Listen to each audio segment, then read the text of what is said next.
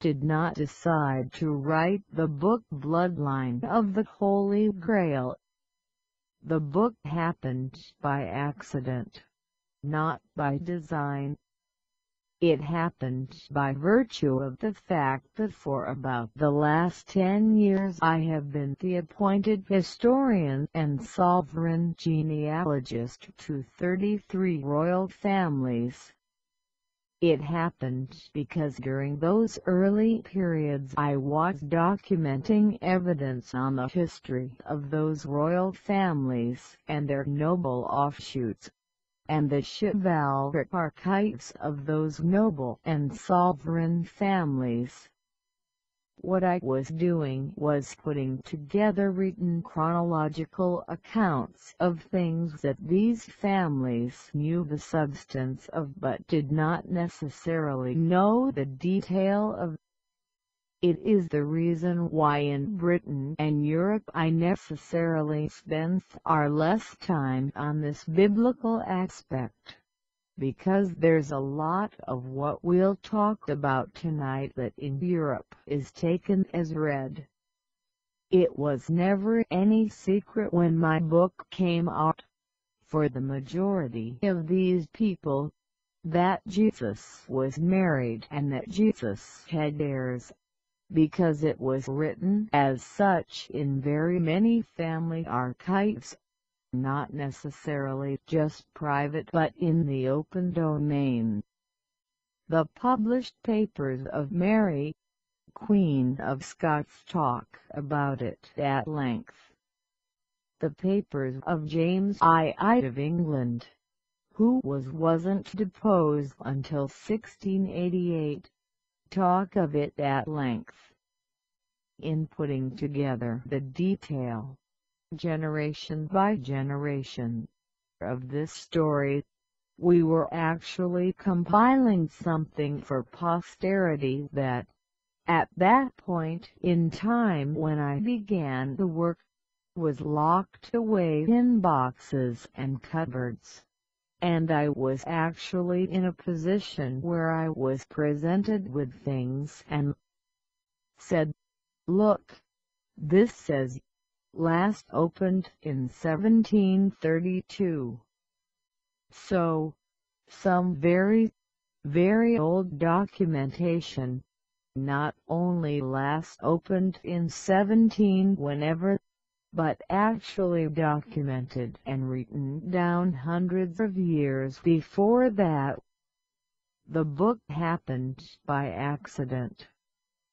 Over a period of time, probably, looking back now, 10 or 12 years ago, I began this work with separate commissions from separate families, doing work on these genealogies. What happened was they began to converge.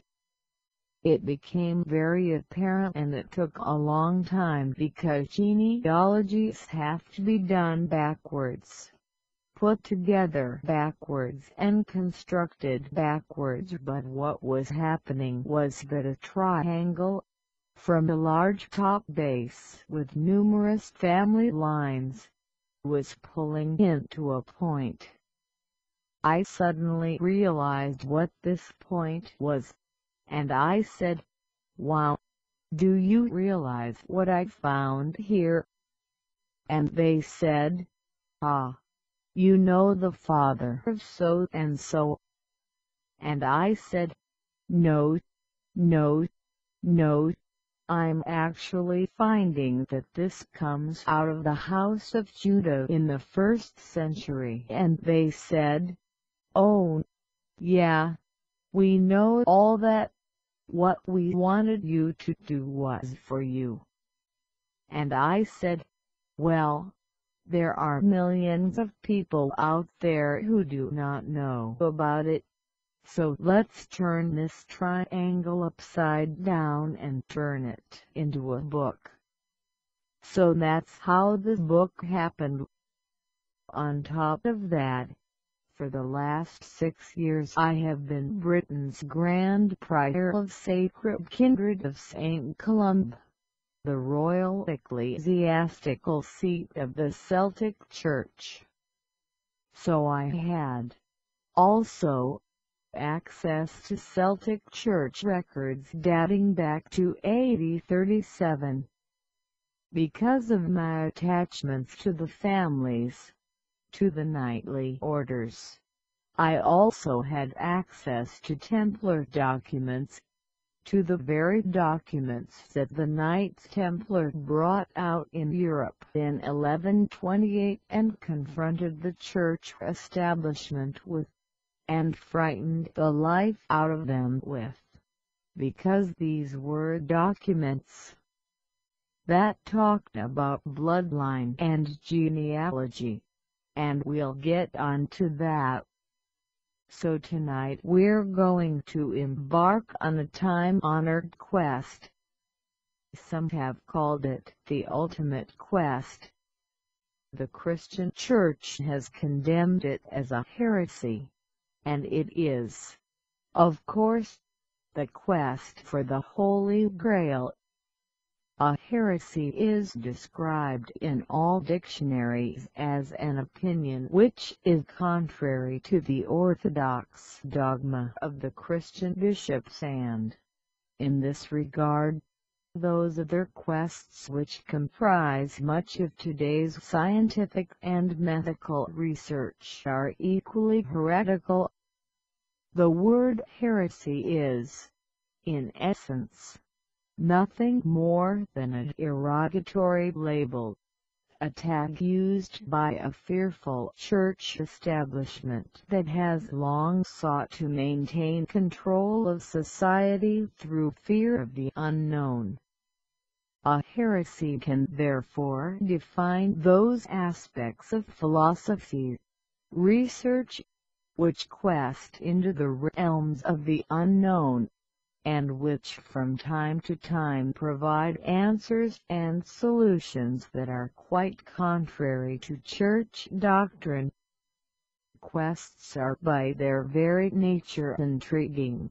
History and historical research are enlightening, but the findings from neither are of any use whatsoever unless there are present-day applications which, like science and medicine, can sow the seeds of a better future. History is no more than recorded experience generally, the experience of its winners.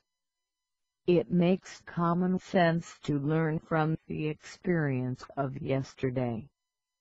It's that very experience which holds the moral, cultural, political, social keys of tomorrow, and it's in this context that the Holy Grail supports that which we call the Messianic Code.